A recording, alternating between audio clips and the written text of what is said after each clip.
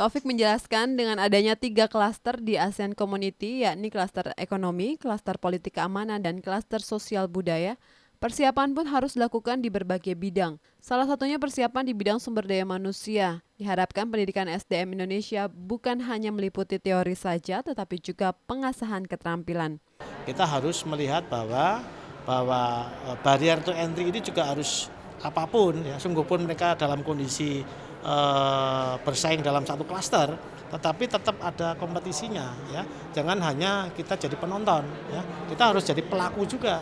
Dengan cara apa? Dengan cara membuat suatu market yang ada di Indonesia ini yang sedemikian sangat kuat, potensi yang dimiliki kita ini yang sangat luar biasa, itu menggunakan jiwa produktivitas ya. Dari Semarang, Jawa Tengah, Rizky Kurniawan, TV Parlemen melaporkan. Komisi 7 DPR RI berharap peristiwa terbakarnya pembangkit listrik tenaga uap Indramayu dapat dijadikan pelajaran berharga bagi pemerintah dalam mengoperasikan proyek listrik nasional. Mengingat keselamatan dan kualitas peralatan menjadi hal yang utama dalam sistem operasi pembangkit listrik. Ketua Komisi 7 DPR RI Kardaya Warnika berharap pemerintah dapat memilih alat-alat kontraktor untuk proyek pengadaan listrik nasional dengan mengedepankan kualitas dan keselamatan pekerja serta tidak hanya mengedepankan harga yang murah tanpa melihat kualitasnya. Kardaya memperkirakan kerugian yang dialami oleh PLN dari kebakaran PLTU Indramayu mencapai lebih dari 21 juta US dollar dengan kerusakan alat pembangkit listrik tenaga uap di dalamnya. Kerugiannya PLN yang hitung, tapi saya hanya tadi ngitung-ngitung secara kasar bahwa kalau 21 hari itu berarti 21 juta US dollar income PLN dari sini itu berhenti loss. Belum kerusakan yang akan ditanggungnya. Asuransi. Iya, asuransinya kan asuransi itu bisa lapor tapi tidak begitu saja dia dicek ini kesalahan siapa gitu.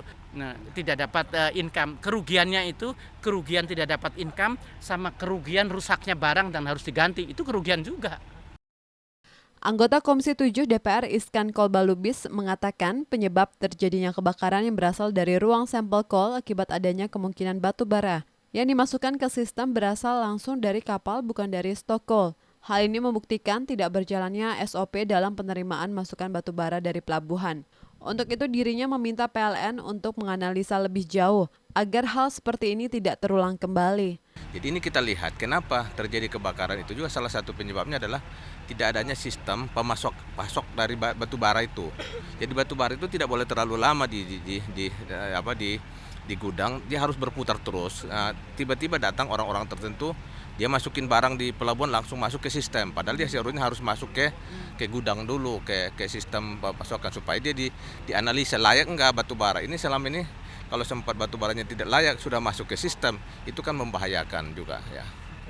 Dari Indramayu, Jawa Barat, Nadia Ari, TV Parlemen melaporkan. Demikianlah Warta Parlemen kali ini. Sampai jumpa pada Warta Parlemen berikutnya. Terima kasih atas perhatian Anda. Saya Yusli Hayanti. Wassalam.